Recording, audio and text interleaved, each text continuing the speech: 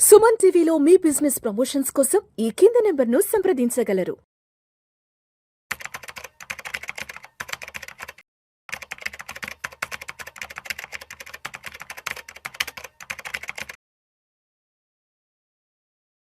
నమస్తే, welcome to Suman TV. నేను విష్ణు. ప్రస్తుతం నాతో పాటు సర్టిఫైడ్ ఫైనాన్షియల్ ప్లానర్ మాధవిరెడ్డి గారు ఉన్నారు. వారితో మాట్లాడదాం. నమస్తే మాధవిరెడ్డి గారు. నమస్తే అండి madam, welcome to Suman TV and welcome to weekend market outlook analysis. Thank ఒక్కసారి గురువారం నాడు మార్కెట్లు ఎక్కడ క్లోజ్ అయినా చూద్దాం. 2 ఏప్రిల్ గురువారం మార్కెట్లకి చివరి వర్కింగ్ డే, వీకెండ్. ఎందుకంటే శుక్రవారం గుడ్ ఫ్రైడే కారణంగా మార్కెట్లకు సెలవు కాబట్టి. సో గురువారం క్లోజింగ్ చూద్దాము. సెన్సెక్స్ విషయానికి వస్తే 185 పాయింట్ల లాభంతో 73,319 వద్ద క్లోజ్ అయింది. నిఫ్టీ విషయానికి వస్తే 33 పాయింట్ల లాభంతో 22,713 వద్ద క్లోజ్ అయింది. సో గురువారం నాడు ఏదో స్వల్ప లాభాలను కూడా చెప్పకూడదు, ఏదో కొంచెం ఫ్లాట్ గా క్లోజ్ అయింది. ఎస్, యుద్ధానికి సంబంధించి ఇంకా అనిశ్చిత పరిస్థితులు కొనసాగుతూనే ఉన్నాయి. ఇవన్నీ సరిపోనట్టు ఇంత సీరియస్ గా యుద్ధం జరుగుతున్నా, ఇంత సీరియస్ గా ప్రాణ నష్టం జరుగుతున్నా, రోజుకు కొన్ని వేల కోట్ల ఖర్చు పెట్టి యుద్ధం చేస్తున్నా కూడా ఇవాళ మళ్ళీ ఇంకొక కొత్త స్టేట్మెంట్తో ట్రంప్ మళ్ళీ రావడం జరిగింది. ఔషధాలపై ఆల్మోస్ట్ ఒక 100% టారిఫ్ వేస్తానంటూ కూడా మరొక టారిఫ్ బాంబు పేల్చాడు. సో ఏంటి అసలు ఎటు చూసినా సరే మార్కెట్లకు అంతా negative news because of Trump. ఎలా చూడాలి ఈ సిచ్యువేషన్ ని? సో లాస్ట్ వీక్ మనం థర్స్డే రోజు కానీ మనం చూసుకున్నట్లయితే ఒక్కసారిగా ఈ నెగటివ్ న్యూస్ మీరు ఏవైతే చెప్తున్నారో నెగటివ్ న్యూస్ తో దాదాపుగా 22,200 వరకు కూడా మార్కెట్ అనేది వెళ్ళిపోయిందండి. సో ఒక్కసారిగా అక్కడి నుంచి రికవరీ అనేది మనకి దాదాపుగా ఒక 600 పాయింట్స్ మార్కెట్లో రికవరీ కనిపించి అది 22,700 వరకు మనకి 500 పాయింట్స్ 600 పాయింట్స్ రికవరీ అనేది లోయెస్ట్ పాయింట్ నుంచి కనపడడానికి మనకి 3 రీజన్స్ అండి. ఫస్ట్ ఏంటంటే ఆర్బీఐ ఇంటర్వెన్షన్తో మనకి రూపీ అనేది చాలా వరకు రికవరీ అయింది.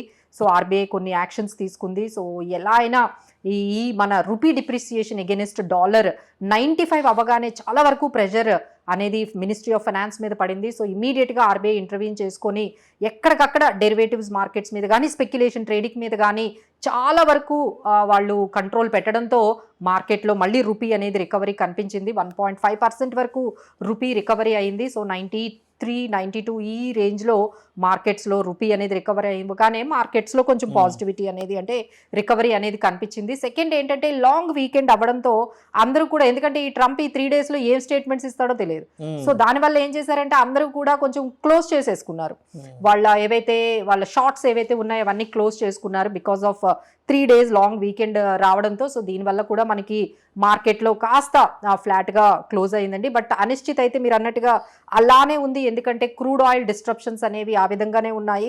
ఒక్కసారిగా ఆయన ఒక్కరోజు మార్నింగ్ ఆయన స్టేట్మెంట్ ఏంటంటే ఇరాన్ మీద నెక్స్ట్ 2-3 వీక్స్ చాలా హార్డ్గా హిట్ చేస్తాము, ఈసారి వాళ్ళ ఎనర్జీ ఫెసిలిటీస్ మీద కూడా హిట్ చేస్తాము, ఈ 2-3 వీక్స్లో ఏదో ఒకటి తేల్చేస్తాము అని చాలా వరకు చాలా హార్డ్గా ఆయన స్టేట్మెంట్ ఇవ్వగానే ఓవరాల్గా మళ్ళీ యూఎస్ మార్కెట్స్ కానీ ఏషియన్ మార్కెట్స్ కానీ ఇంక్లూడింగ్ ఇండియన్ మార్కెట్స్లో కూడా ఆ విధంగా మనకి నెగిటివిటీ అనేది కనిపించింది.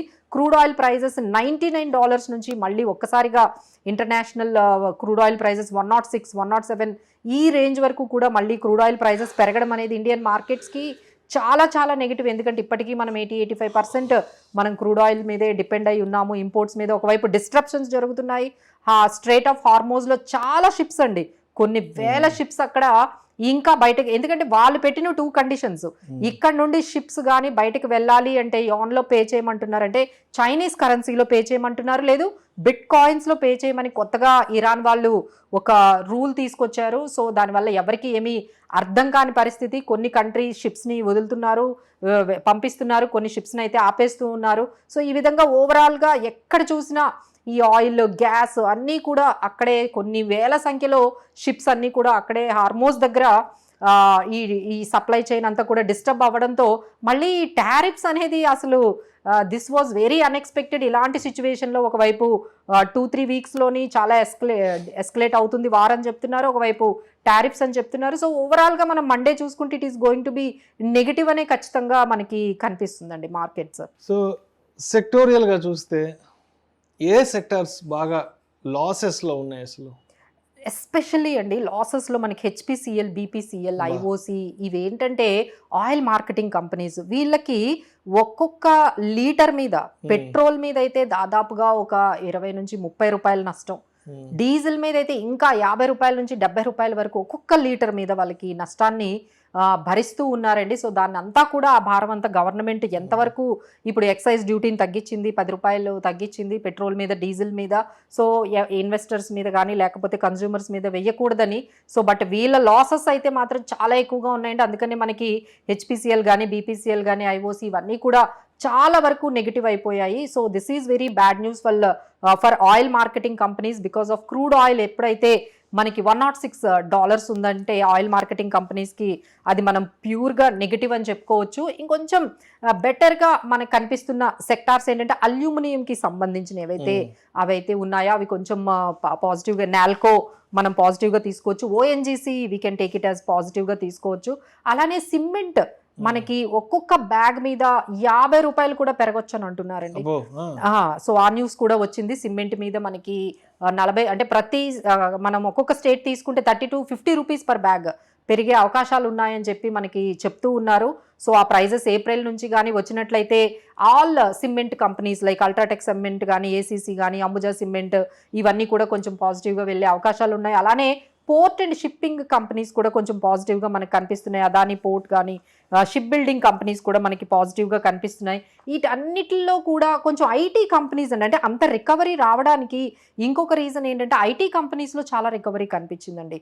ఎందుకు ఐటీలో అంత రికవరీ కనిపించిందంటే all IT Indian companies have started investing in AI మీద అందరూ కూడా దృష్టి పెట్టారు. ఏఐ మీద చాలా వరకు క్యాపిటల్ ఇన్వెస్ట్ చేయటం కానీ లేకపోతే దాని మీద బడ్జెటింగ్ ఎల్లకేట్ చేయటం కానీ చాలా వరకు జరుగుతోంది. దానివల్ల కొంచెం ఏవైతే ఐటీ కంపెనీస్ ఉన్నాయో అవన్నీ కూడా మనకి మంచి రికవరీలో కనిపిస్తున్నాయి. సో ఎవరైనా ఇలాంటి వాటిల్లో ఇన్వెస్ట్ చేసుకోవాలి అంటే they can checkout these stock specific companies like aluminium companies కానీ, షిప్ బిల్డింగ్ కంపెనీస్, అలానే మనకి సిమెంట్ స్టాక్స్.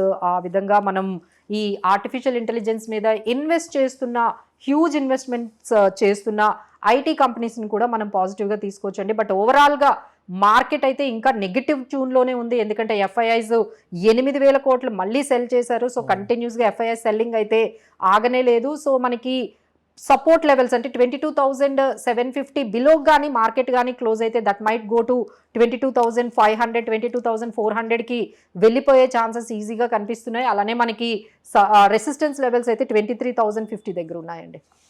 అండ్ అదేవిధంగా మార్కెట్లో ఉన్న థ్రెట్స్ ఏంటి అసలు? సో మార్కెట్లో మనకి 2 బిగ్గెస్ట్ థ్రెట్స్ కనిపిస్తున్నాయండి. ఒకటి crude oil price. Crude oil price $106, $107 ఇలా పెరుగుతూ ఉంటే మన మార్కెట్స్ అలా తగ్గుతూనే ఉంటాయండి. అందులో డౌట్ ఏం మనకు కనిపించట్లేదు. అలానే ఇంకొకటి ఏంటంటే మనకి ఈ రూపీ కూడా ఎన్నిసార్లు ఆర్బీఐ ఇంటర్వెన్షన్ తీసుకొని 92, 93 దగ్గరకు వస్తున్నా మళ్ళీ అది అగైన్ $95కి వెళ్ళిపోవడానికి కారణం ఏంటంటే అగైన్ క్రూడ్ ఆయిల్ అనే చెప్పొచ్చు. ఎందుకంటే ఈ క్రూడ్ ఆయిల్ పెరగడం వల్ల మన కరెంట్ అకౌంట్ డెఫిసిట్ మన ఇండియన్ ఎకానమీ మీద చాలా భారం పడుతోంది. సో దానివల్ల మనకి ఇన్ఫ్లేషన్ పెరుగుతోంది. సో ఇన్ఫ్లేషన్ పెరిగింది అంటే మనకి జీడిపి గ్రోత్ కూడా 6%కి బిలో పడిపోయే అవకాశాలు ఉన్నాయి. సో దానివల్ల మనకి క్రూడ్ ఆయిల్ పెరగడం అనేది ఒక థ్రెట్ అయితే, అలానే ఈ కరెన్సీ ఎగెనిస్ట్ డాలర్ మన ఇండియన్ కరెన్సీ $94-95కి కానీ ఎగెనిస్ట్ రూపీ 95 రూపీస్కి కానీ వెళ్ళినట్లయితే అది కూడా బిగ్గెస్ట్ థ్రెట్. ఇంకా ఎఫ్ఐఎస్ సెల్లింగ్ అయితే దాదాపుగా అది కూడా కంటిన్యూ అవుతూ ఉందండి. So these are all. ఇప్పుడు మనకి ఎంపీసీ మీటింగ్ కూడా మనకి కనిపిస్తుంది. సో మానిటరీ పాలసీ ఈసారి ఇంట్రెస్ట్ రేట్స్ యథాతథంగా ఉంచే అవకాశాలే కనిపిస్తున్నాయి. ఏప్రిల్ 6 నుంచి మనకి ఈ ఎంపీసీ మీటింగ్ కూడా స్టార్ట్ అవబోతుంది. అందులో మనకి కామెంటరీ మనకి రాబోతుంది. మన గ్రోత్ గురించి, మన ఇన్ఫ్లేషన్ గురించి, మన జీడిపి, అలానే మన కరెంట్ అకౌంట్ డెఫిసిట్ గురించి కూడా మనకి ఆ కామెంటరీ అనేది రాబోతుంది ఆర్బీఐ గవర్నర్ నుంచి. సో దాన్ని బట్టి కూడా markets will take some cues. ఇంక వీటన్నిటిలో కూడా మనకి ఏప్రిల్ 7 నుంచి Q4 ఎర్నింగ్స్ స్టార్ట్ అవుతున్నాయండి.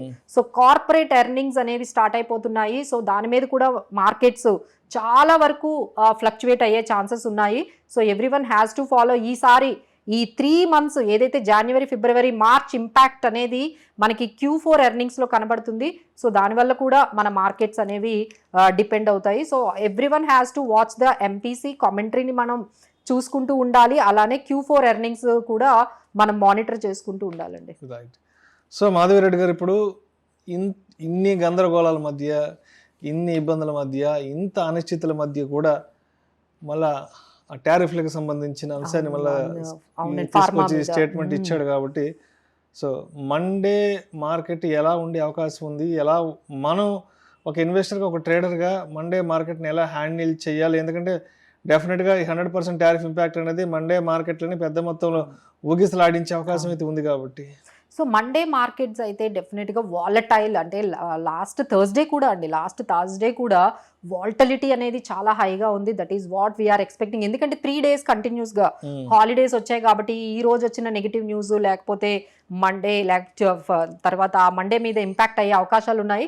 So every one has to watch closely what is happening between Iran and Israel and యుఎస్లో జరుగుతున్న ఈ జియో పొలిటికల్ టెన్షన్స్, ఏవి థ్రెట్స్. ఇప్పుడు కొత్తగా ఇరాన్ వాళ్ళు ఇంకో థ్రెట్ చేశారండి. ఏంటంటే హార్మోస్ కింద ఏవైతే కేబుల్స్ ఉన్నాయో, ఇంటర్నెట్ కేబుల్స్, వాటిని కూడా హర్ట్ చేస్తాము. అమెజాన్, గూగుల్, మైక్రోసాఫ్ట్, ఇవి అన్ని కంపెనీలని కూడా మేము ఇంటర్నెట్ కేబుల్స్ ని మేము వాళ్ళ అన్ని ఫెసిలిటీస్ ని, ఏవైతే వాళ్ళ పెద్ద పెద్ద యుఎస్ కంపెనీస్ కున్న ఈ ఫెసిలిటీస్ ని కూడా, వాటిని కూడా డిస్టర్బ్ చేస్తే ఇక వారు ఇంకా ఏ విధంగా ఉండబోతుందో మనము అర్థం చేసుకోలేకపోతున్నాము. సో ఇది ఎవ్రీ డే చేంజ్ అవుతుంది కాబట్టి so every one has to be very very like cautious. ఇంకా అంటే బేరిష్ లాగే కనిపిస్తుంది. అండ్ ఇంకోటి ఏంటంటే మార్కెట్స్ అయితే ఇంకా నెగిటివిటీనే ఎక్కువగా కనిపిస్తుంది. So Monday we might see some more volatility and some more correction in the market. Right. Thank you so much Madhuri Reddy గారు. Thank you.